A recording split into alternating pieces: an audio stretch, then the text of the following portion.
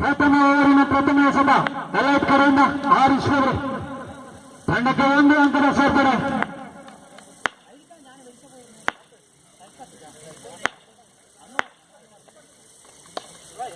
ಎರಡನೇ ಎಸೆತ ಮತ್ತೊಂದು ಅಂಕದ ಸೇರ್ಪಡೆ ತಂಡಕ್ಕೆ. ತೃತೀಯ ಎಸೆತ ಯಾವುದೇ ಅಂಕ ಇಲ್ಲ. ತಂಡದ ಒಟ್ಟು ಮೊತ್ತ 2. ಸಾಮ್ರಾಟ್ ಕರೆಪಾಡಿ.